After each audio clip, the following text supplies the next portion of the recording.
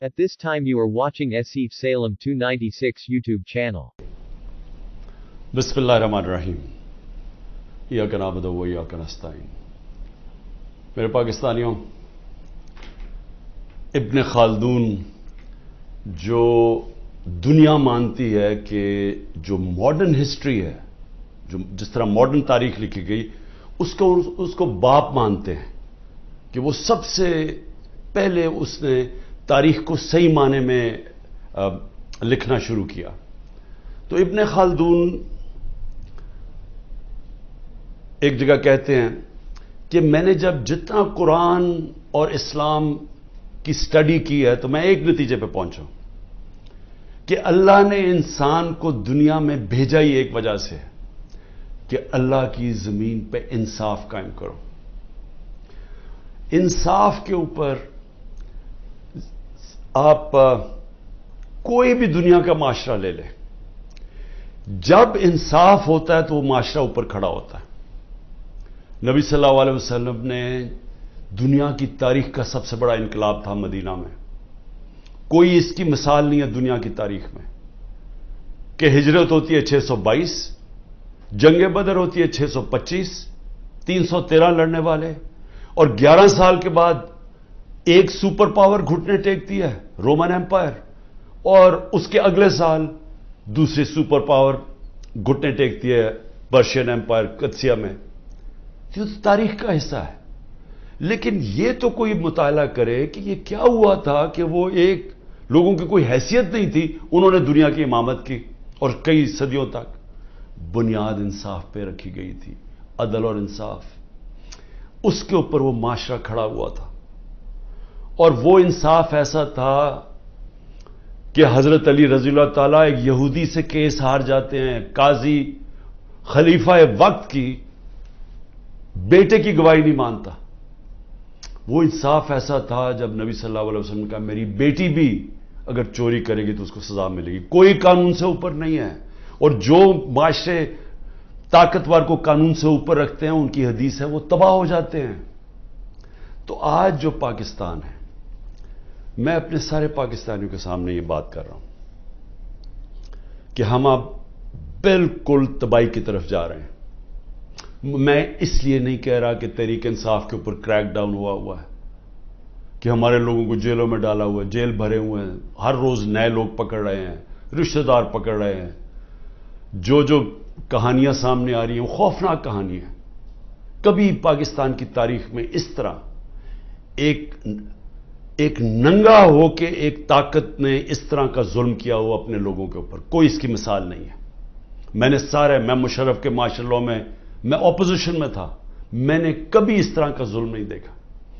तो ये जो इंसाफ की धज्जियां उड़ाई गई हैं और ये ताकत की हुक्मरानी, जंगल का कानून कायम किया गया है, मैं सबसे पहले 2-3 चीजें कहना चाहता हूं और मैं फिर अपनी सारी कौम को यह बताना चाहता हूं कि हम जा किधर रहे हैं। क्या नहीं कोई चले ये सब कुछ कर रहे हैं तो कोई रोड मैप होगा ना कि हम इससे निकल के तो खुशहाल हो जाएंगे। क्योंकि इस वक्त पाकिस्तानी, मैं अभी आपको फिर से बताऊंगा कि हमारे मुल्क के माशी हालात क्या हैं।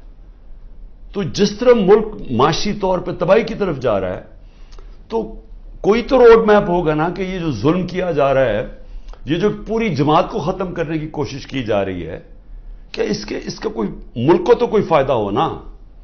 तो मैं सबसे पहले मैं ये चीजें इसलिए कहना चाहता हूं कि मैं ये कभी ये सोचता नहीं था कि मेरे मुल्क में इस तरह की चीजें होंगी। जैसी भी हुकूमतें आई हैं, अयूब खान का मार्शल लॉ आया, ज़ियाउल हक का आया, सुना बड़ा पीपल्स पार्टी पे सख्त मार्शल लॉ था, लेकिन जो पीपल्स पार्टी के मिराज मोहम्मद खान थे वो मुझे बताते थे, क्योंकि वो हमारी जमात में एक वक्त पे हमने उनको सेक्रेटरी जनरल बनाया था, तो मुझे बताया करते थे कि ज़ियाउल हक के ज़माने में क्या था। और मुशर्रफ का मैं आपको खुद बता दिया, कभी इस तरह का जुल्म नहीं हुआ। सबसे पहले तो ख्वातीन के ऊपर कभी ऐसा जुल्म नहीं हुआ। कभी चादर और चार दीवारी को इस तरह बेशर्मी से, यानी कभी उसको इन्होंने चादर और चार दीवारी का जो جو احترام ہوتا ہے اس کو تباہ نہیں کیا گیا.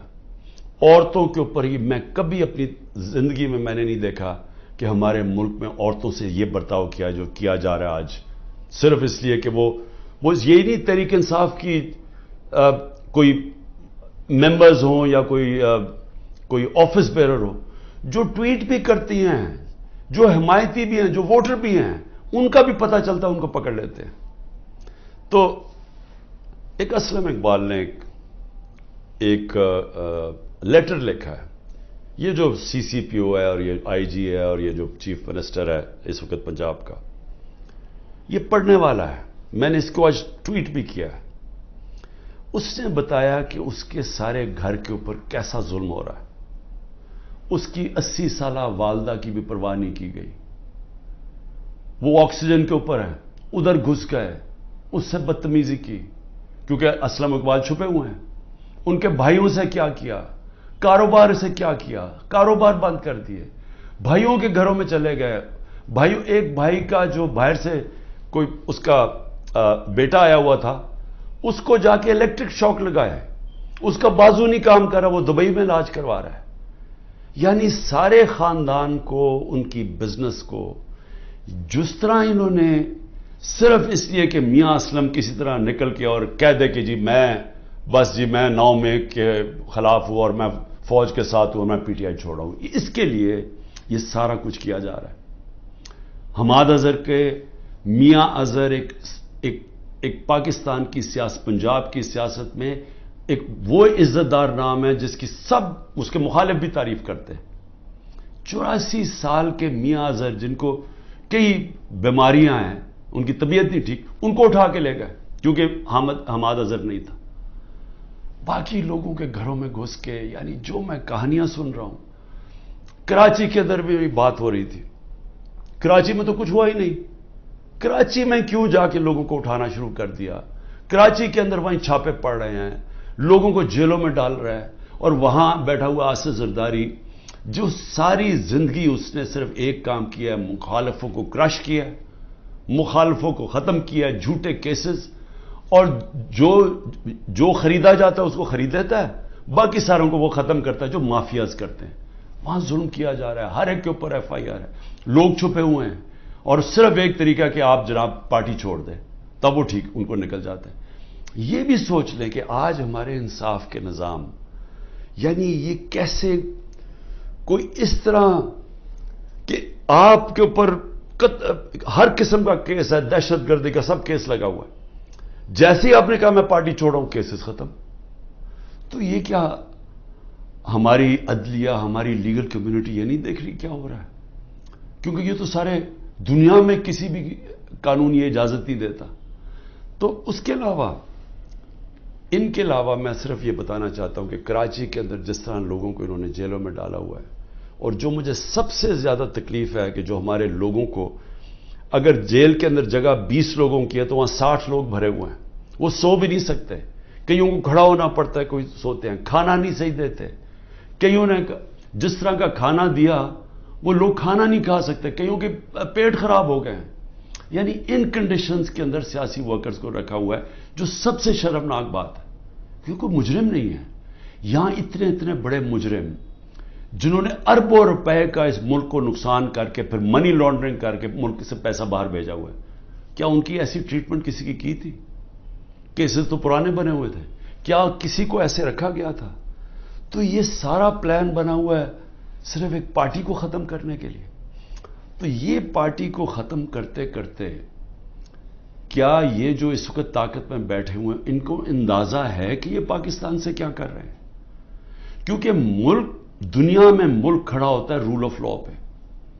جس وقت اس ملک کا رول آف لا ختم ہوتا ہے اس کو بنانا ریپبلک کہتے ہیں. ہمارا ملک کا بنانا ریپبلک ہے, جدھر کوئی قانون نہیں ہے, جدھر کمزور کو کوئی طاقتور سے اس وقت تحفظ دینے والا نہیں ہے. میں تو صرف سلام کرتا ہوں ان ججز کو کہ وہ سارے پریشر کے باوجود آج وہ پھر بھی کھڑے ہیں, لیکن پوری طرح پریشر ڈالا ہوا ہے ججز کے اوپر. اور میں پھر سے بتاؤں کہ اس طرح کا کوئی نیچے نہیں گرتا, ان کی فائلیں بنائی ہوئی ہیں, کوئی ہر کس بلیک میل کرنے کے لیے کہ جی آپ کی ہمیں بچوں پہ آ گئے ہیں، گھروں پہ آ گئے ہیں، خواتین کے اوپر آ گئے ہیں۔ میں نے ایک بتایا بھی کہ ایک ہمارے ممبر نے چھوڑی پارٹی تو اس نے کہا جی میں یہ برداشت نہیں کر سکتا، اب تک تو میری بزنس پہ تھا، اب میرے گھر پہ پہنچ گئے ہیں، ہماری عورتوں پہ پہنچ گئے، میں نہیں برداشت کر سکتا۔ تو اس لیول کے اوپر اس وقت اس ملک میں ظلم ہو رہا ہے۔ میں صرف یہ بتا دوں کہ یہ جو کلیکٹو پنشمنٹ ہے، یعنی آپ ایک فرد کو پکڑنے جا رہے ہیں، اس نے کوئی جرم بھی کیا ہو تو کوئی دنیا کا قانون اجازت نہیں دیتا کہ جو باقی اس کے رشتہ داروں کو اٹھا لیں۔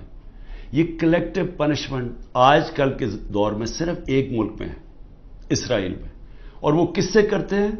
وہ فلسطینیوں سے کرتے ہیں، اپنے لوگوں سے نہیں کرتے، اسرائیلیوں سے نہیں کرتے، وہ فلسطینیوں سے یہ کرتے ہیں۔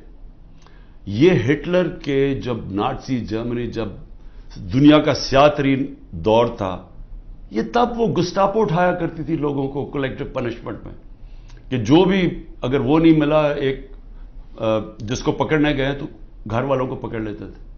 یہ سٹالن کا جو بڑی سخت ڈکٹیٹرشپ تھی سوویت یونین کی، یہ سٹالن کی ڈکٹیٹرشپ کے اندر اس طرح کی چیزیں ہوتی تھیں۔ یہ صرف چائنا میں ایک دور میں ہوا تھا، ان کے کلچرل ریولوشن کے اندر۔ یہ ہوتا ہی نہیں ہے ایسے۔ یہ کوئی دنیا کا انصاف کا نظام کلیکٹو پنشمنٹ کی اجازت نہیں دیتا، جو آج پاکستان سے ہو رہی ہے۔ لیکن یہ اب ہو کیا رہا ہے؟ ایک پارٹی کو ختم کرتے ہوئے کہ جی عمران خان کے اوپر کانٹا ڈال دیا، تحریک انصاف کو جیتنے نہیں دینا الیکشن تب ہوں گے جب تحریک انصاف ختم ہو جائے گی، جو کرنے کی کوشش ہو رہی ہے۔ تو میں سوال پوچھتا ہوں کہ اس کے بعد کیا ہوگا؟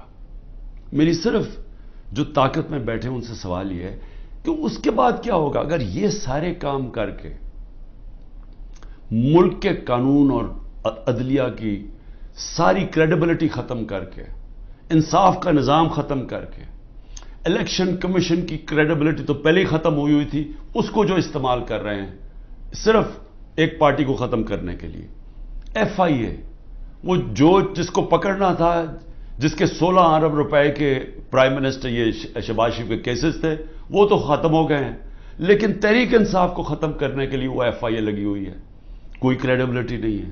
نیب کو صرف ایک مقصد سے لگایا ہوا ہے، کچھ ڈھونڈو اس کے اوپر، عمران خان کے اوپر، لوگوں کے اوپر، تاکہ کسی طرح ان کو ختم کیا جائے اور باقیوں کو کہو کہ پارٹی چھوڑ دیں۔ ان اداروں کی ساری کریڈیبلٹی ختم ہو چکی ہے۔ میڈیا نے بھی، اور جس طرح عدلیہ نے، یہ ایک پروسیس تھا، ایک جدوجہد کر کے ایک وکلا موومنٹ شروع ہوئی تھی 2007 میں، جس کی جدوجہد میں عدلیہ آزاد ہوئی تھی، اور لوگوں کو اعتماد تھا کہ اگر حکومت ہمارے پہ ظلم کرے گی تو عدلیہ کھڑی ہے راستے میں۔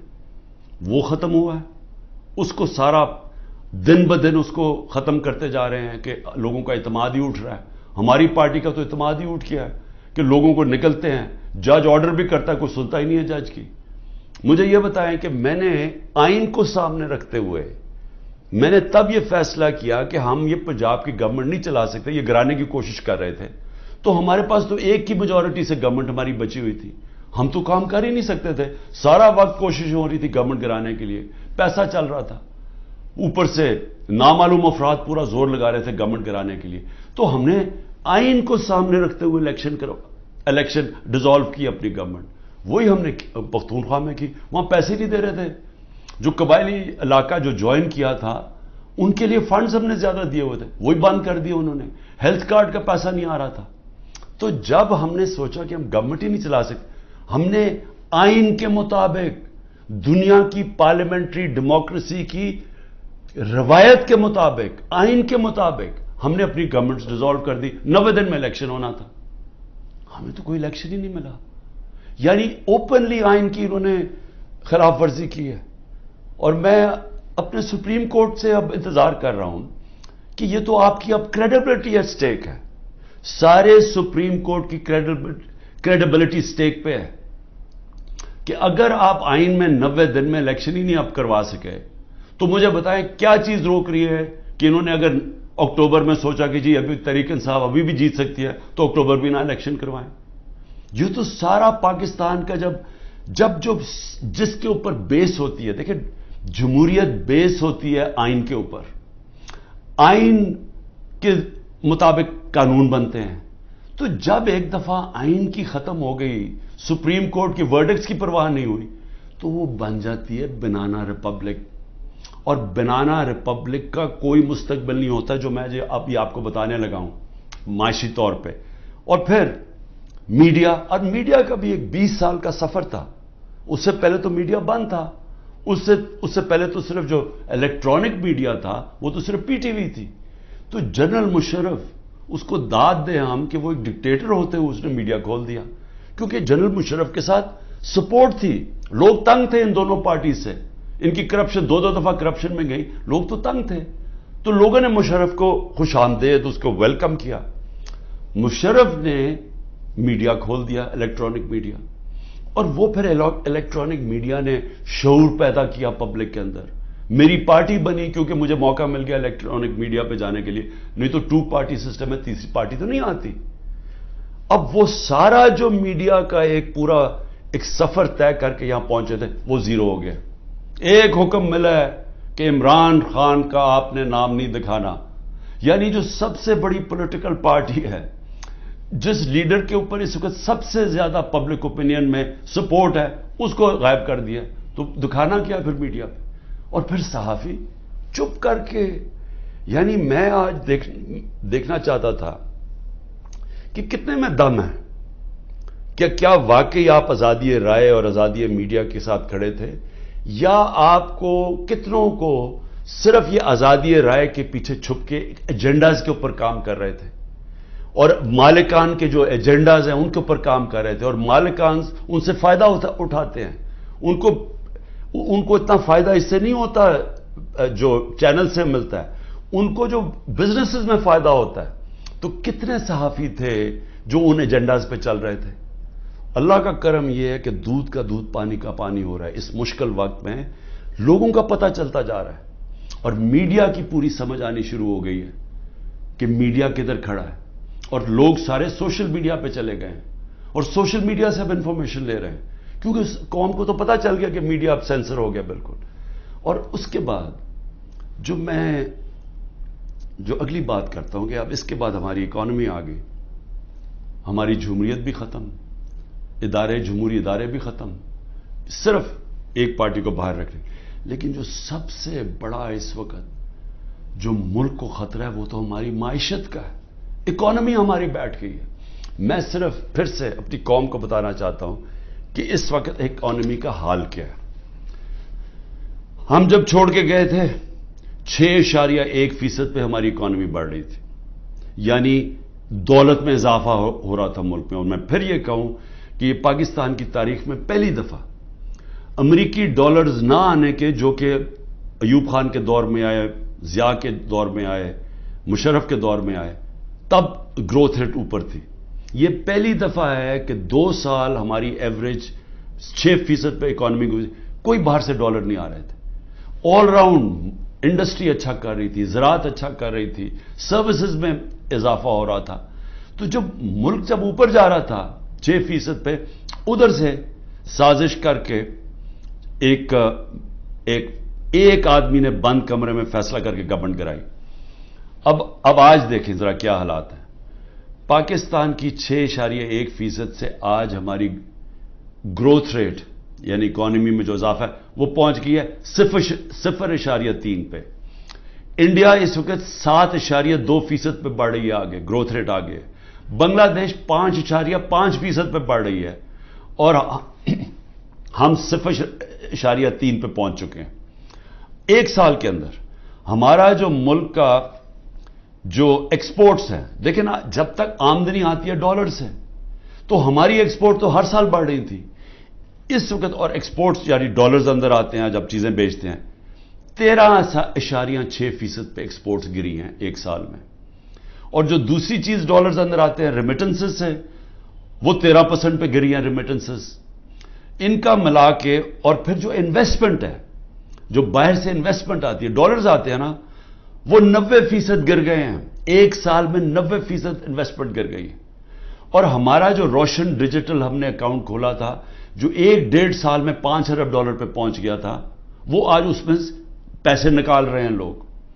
یعنی کہ جو بیرون ملک پاکستانی ہمارا سب سے بڑا احساس ہے, وہ اعتماد کھو بیٹھا اس گورنمنٹ پہ. تو جب ٹوٹل ہمارا ہم نے کتنا ایک سال کے اندر نقصان کتنا ہوا ہے انویسٹمنٹ میں اور اس پہ انویسٹمنٹ پہ اور ریمیٹنس اور ایکسپورٹس پہ 7 ارب ڈالر. تو آئی ایم ایف کے پاس 6 ارب ڈالر ہم مانگ رہے ہیں یا 7 ارب ڈالر کا ملکی آمدنی میں کمی آ چکی ہے. پھر آگے چلیں. اس وقت جو پاکستان کا قرضہ ہے پچھلے 12 مہینے میں پاکستان نے تقریباً 15,000 ارب روپے کا قرضہ لیا ہے. اب یہ یاد رکھیں 15,000 ارب کا قرضہ 12 مہینے میں. ہماری حکومت جو پہلے ہی مشکل وقت میں آئی تھی کیونکہ سب سے بڑا خسارہ بیرونی خسارہ چھوڑ کے گئے تھے. ہمارا جو ٹوٹل ہم نے اپنے دور کے اندر کتنا ہم نے خسارہ لیا کتنا ہم نے قرضہ لیا ہمارا 18,500 ارب 18,500 ارب 3.5 سال میں انہوں نے 1 سال میں 15,000 ارب روپیہ قرضہ لیا. یہ جو قرضہ بڑھ رہا ہے ملک میں اور قرضہ اور بڑھتا جائے گا کیونکہ آمدنی تو کم ہوتی جا رہی ہے. اس وقت جو عام آدمی کو سب سے زیادہ تکلیف دے رہی ہے وہ ہے مہنگائی انفلیشن. ہم چھوڑ کے گئے تھے 12.4% پہ. آج پاکستان میں مہنگائی 38% پہ ہے. یہ ہماری 75 سالہ تاریخ میں سب سے زیادہ مہنگائی ہے. پھر اس سے زیادہ خوفناک ہے جو کھانے پینے کی چیزیں ہیں جو فوڈ انفلیشن ہے وہ 48% پہ ہے. یعنی جو عام آدمی کو سب سے زیادہ تکلیف دے رہی ہے کھانے پینے کی چیزیں وہ 48% پہ ہماری انفلیشن ہے. سری لنکا جس کا ہمارے سے زیادہ برا حال ہے وہ اپنی مہنگائی کم کر کے 25% پہ لے آیا ہے. یاد رکھیں سری لنکا میں لوگ سڑکوں کے اوپر آ گئے تھے مہنگائی کی وجہ سے. آج وہ 25% پہ آ گئی ہے جبکہ پاکستان کی مہنگائی 38% پہ پہنچ گئی ہے. اور پھر جو انٹرنیشنل جو قیمتیں جس کی وجہ سے ہمارے دور پہ مہنگائی لوگ کر رہے تھے 30% کموڈٹی کی قیمت انٹرنیشنلی گری ہیں. یعنی تیل جو انرجی پرائسز تھے جو پام آئل تھا یعنی جو ہم گھی منگواتے تھے وہ آج آدھی قیمت پہ ہے. لیکن اوور آل 30% دنیا میں یہ جو چیزیں مہنگائی بڑھا رہی تھی وہ کم ہو گئی ہیں اور پاکستان میں اب یہ بڑھتی جا رہی ہیں. اور پھر 2-3 اور چیزیں یہ ذرا آپ دیکھ لیں کہ ہمارے پاس کوئی اب روڈ میپ نہیں ہے کہ ہم نے 30 ارب ڈالر جون 2024 تک واپس کرنا ہے. ہمارے پاس کوئی روڈ میپ نہیں ہے کہ ہم نے تقریباً 1 سال میں 30 ارب ڈالر واپس کرنا ہے کیونکہ ڈالر کی جو انکم ہے وہ تو کم ہوتی جا رہی ہے. اور پھر سارے ہمارے اس وقت کم ہو گئے جو ہم نے ہمارا ریکارڈ ٹیکسز ہم نے اکٹھے کیے تھے وہ ریکارڈ ٹیکسز بھی نیچے چلے گئے ہیں اور ہماری جتنی بھی ٹارگٹس ہیں اس گورنمنٹ نے مس کر دی ہیں. جو اس وقت سود ہے وہ 21% ہے. تو انڈسٹری کیسے چلے گی؟ 21% سود پاکستان کی تاریخ میں سب سے زیادہ ہے. تو انڈسٹری کیسے چلے گی؟ اور پھر جو اس وقت سیل ہو رہی ہے ڈیزل کی بجلی کی سیمنٹ کی وہ 20 سے 30% گر چکی ہے. اس کا مطلب بڑے طور پہ بے روزگاری آ رہی ہے بے روزگاری آ چکی ہے. میں صرف اس کی آخر میں ڈاکٹر پاشا جو پاکستان میں سب سے بڑے اکانومسٹ مانے جاتے ہیں بڑے نام ہیں ان کا وہ کہہ رہے ہیں کہ 1 سال میں 10 کروڑ لوگ غربت کی لکیر سے نیچے گئے ہیں. اور وہ کہتے ہیں کہ 75 سالہ پاکستان کی تاریخ میں یہ سب سے برے حالات ہیں. تو میں اب پوچھتا ہوں کہ یہ لوگ جو کوشش ساری کی جا رہی ہے تحریک انصاف کو ہٹانے کی وہ انہی لوگوں کو تو واپس لانے کی کوشش کی جا رہی ہے. یہ لوگ جو 1 سال کے اندر ملک کی معیشت تباہ کر دی ہے میں یہ سمجھنے کی کوشش کر رہا ہوں کہ یہ پھر واپس آ کے کیونکہ اگر تحریک انصاف کو ختم کریں گے تو یہی لوگ ہوں گے نا اور ان تھوڑے سے اور لوگوں کو ریلو کٹوں کو اکٹھا کر کے آپ کوئی اور پارٹی میں دھکیل کے ہمارے لوگ توڑ کے کر دیں گے. تو چلیں یہی سوچ لیں کہ تحریک انصاف ختم ہو گئی تو پھر یہی لوگ واپس آئیں گے. میرا سوال یہ ہے کہ یہ لوگ آ کے پھر کیا کریں گے؟ کہ اگر انہوں نے ایک سال میں ہماری معیشت کا بیڑا غرق کر کے رکھ دیا ہے، خود تو ان کو فرق ہی نہیں پڑا. یاد رکھیں ان کے پیسے ملک سے باہر پڑے ہیں، ان کے ڈالروں میں پیسے باہر پڑے ہوئے ہیں. یہ جو ملک نیچے جا رہا ہے، یہ جو مہنگائی ہو رہی ہے، یہ جو روپیہ گر رہا ہے، اس کی وجہ سے جو مہنگائی اور غربت آ رہی ہے، ان کو کوئی فرق نہیں پڑ رہا. میں یہ آج کہتا ہوں کہ جتنے بھی لوگ آج یہاں اوپر ہمارے ملک کے فیصلے کر رہے ہیں، ان کو کوئی فکر نہیں ہے پاکستان کی، کیونکہ ان کے پیسے ملک سے باہر پڑے ہیں. اگر ان کے ملک سے باہر پیسے پڑے ہیں، ان کو کوئی فرق نہیں پڑ رہا. ان کو جب وقت آئے گا، مشکل وقت آیا، میں آج آپ کو لکھ کے دے رہا ہوں، ان سب نے ملک سے باہر بھاگ جانا ہے. کم از کم جو اسٹیبلشمنٹ ہے ایک کام تو کرے نا. ان سب جو یہاں آج فیصلے کر رہے ہیں، ایک کام کرے کہ ان سب کو ای سی ایل پہ ڈالے، اور ای سی ایل پہ تب تک ڈالے جب تک الیکشن نہیں ہو سکتا. کیونکہ اگر انہوں نے، ان کا سٹیک ہی پاکستان میں نہیں ہے، تو ان کو تو کوئی فرق نہیں پڑنے لگا. ملک بیٹھ رہا ہے، ان کو تو، ان کے جب ڈالرز میں پیسے پڑے ہیں، روپیہ گر رہے ہیں، ان کی تو دولت کو کوئی فرق نہیں پڑ رہا. لیکن پاکستانی تباہی کی طرف جا رہے ہیں.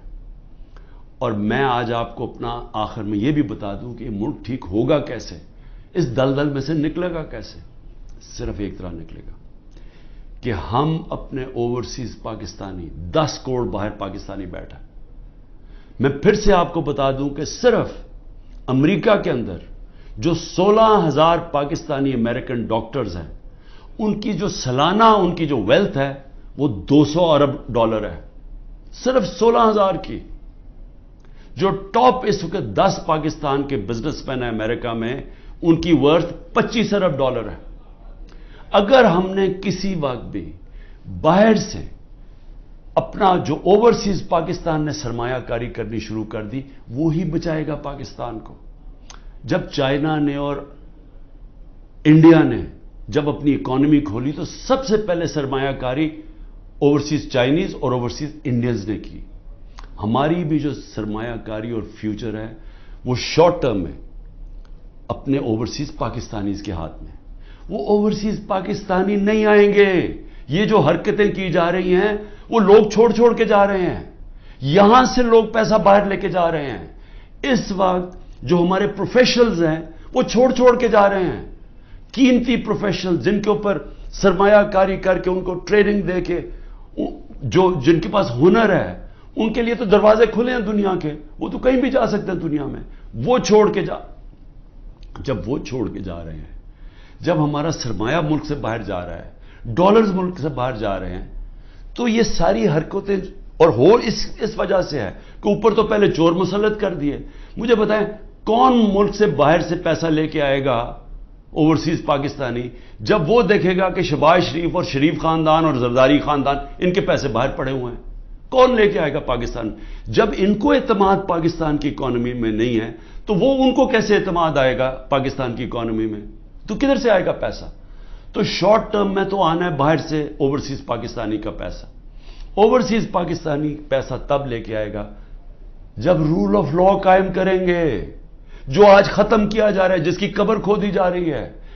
جب تک جسٹس سسٹم میں، ہمارے جسٹس سسٹم میں انویسٹر کو، سرمایہ کار کو اعتماد نہیں ہوگا، پیسہ نہیں آنے لگا. اور جب تک اس ملک میں پیسہ نہیں آئے گا، اپنے ڈالرز نہیں آئیں گے. ہم یہ جو 30 ارب ڈالر ہم نے ایک سال میں دینا ہے، ہم کدھر سے دیں گے؟ ہم تو اور ڈالرز لے رہے ہیں. ہم تو اس وقت IMF سے اور قرضے مانگ رہے ہیں. ہمارے پاس تو سکت ہی نہیں ہے پیسے دینے کی. تو اس لیے میں ان سب سے پوچھتا ہوں جو تحریک انصاف کو ختم کر رہے ہیں اور کرنے کی کوشش کر رہے ہیں، ان کو یہ سمجھنا چاہیے کہ ان کے پاس تو اور کوئی روڈ میپ ہی نہیں ہے. وہ تو تباہی کی طرف لے کے جا رہے ہیں. جو ان کے پاس تو کوئی سلوشن ہی نہیں ہے، اس کا مسئلے کے حل ہی نہیں ہے. ان کا مسئلے کا حل صرف ایک نظر آ رہا ہے کہ تحریک انصاف اور عمران خان کے اوپر کانٹا ڈال جائے، یا وہ تحریک انصاف اور عمران خان کے بغیر. لیکن میں پھر آخر میں یہ کہنا چاہتا ہوں، یہ کبھی ہو ہی نہیں سکتا. اگر ملک کی سب سے بڑی جماعت جس کا پاس سب سے بڑا ووٹ بینک ہے، آپ جب اس کو جس طرح ختم کر رہے ہیں، آپ پاکستان کی جمہوریت ختم کر رہے ہیں. اور پاکستان کی جمہوریت ختم کرنے کا مطلب آپ مستقبل ختم کر رہے ہیں، آپ آزادی ختم کر رہے ہیں اس ملک کی، آپ لوگوں کو غلام بنا رہے ہیں۔ یہ جو سارے حربے استعمال کر رہے ہیں، یہ اسرائیل غلاموں کے اوپر فلسطینیوں کو غلام بنا کے تو یہ حربے استعمال کرتی ہے۔ یہ کشمیر کے اندر، مقبوضہ کشمیر میں ہندوستان کشمیریوں پہ کر رہی ہے یہ چیزیں۔ یہ اپنے لوگوں پہ کوئی ایسا نہیں کرتا ظلم۔ اور سب سے بڑی پارٹی کو جب آپ ختم کر رہے ہیں تو پھر سے میں آپ کو کہوں کہ جو آپ کو حربے استعمال کر رہے ہیں اور کرنے پڑیں گے، آگے اور کرنے پڑیں گے، کیونکہ سب سے بڑا ووٹ بینک ہے، وہ کدھر سے ختم ہوگا؟ تو اس کا مطلب مکمل طور پہ یہ ظلم کا نظام چلتا رہے گا، اور آخر میں جب بھی آپ سمجھیں گے کہ اب پارٹی ختم ہوگی تب الیکشن کروائیں گے، وہ جمہوریت ختم ہو جائے گی۔ مجیب الرحمان کو جب انہوں نے اس کے خلاف کریک ڈاؤن کیا، ہم نے پاکستانیوں نے کریک ڈاؤن کیا، جس کو پرائم منسٹر بننا چاہیے تھا، اس کی پارٹی کو بین کر دیا، کلعدم کر دیا، تو اس کے بعد جو الیکشن کروایا اس کی کیا حیثیت تھی؟ کیا وہ اس پاکستان کے لوگوں نے مانا تھا وہ جو الیکشن کے بعد لوگ سامنے آئے تھے؟ کسی نے، کوئی بھی ان میں سے بچا تھا جیسی واپس جب ان کے پاس ان کو وہ آزاد ہو گئے ہمارے سے؟ تو یہ بھی جو لوگ آپ الیکشن کروائیں گے، یہ ریلو کٹوں کی، اور یہ جو سارے چوروں کو، اور یہ جو سب اکٹھے ہوئے ہیں منی لانڈررز، یہ جو ملک میں سزائے یافتہ بیل کے اوپر لوگ، تو جب کیا آپ کا خیال ہے کہ اس سے قوم مان جائے گی؟ ان کی کیا قوم ان کی حکومت مان جائے گی؟ وہ آج ہی نہیں مان رہی۔ وہ اتنے ڈرے ہوئے ہیں کہ سب کچھ ہو کے بھی وہ تو الیکشن سے بھاگ رہے ہیں۔ 10,000 ورکر بھی اندر ہیں، پھر بھی ڈرے ہوئے ہیں الیکشن کروانے میں، پھر بھی کہہ رہے ہیں کہ اگلی مارچ تک الیکشن ہوگا۔ تو میں آج جو بھی اس ملک میں طاقت میں بیٹھے ہوئے ہیں، میرا آپ کو سمپل یہ پیغام ہے کہ جس راستے پہ آپ یہ لے کے جا رہے ہیں، اس میں پاکستان کی تباہی ہے، اندھیرا ہے، ہمارے بچوں کا مستقبل تباہ ہو رہا ہے، اور اتنی مایوسی پھیلی ہوئی ہے پاکستان میں، امید ختم ہوتی جا رہی ہے کہ لوگ چھوڑ کے جا رہے ہیں۔ ابھی بھی وقت ہے، کورس کریکشن کریں، راستہ بدلیں، اور راستہ صرف فری اینڈ فیئر الیکشن ہے۔ پاکستان زندہ باد۔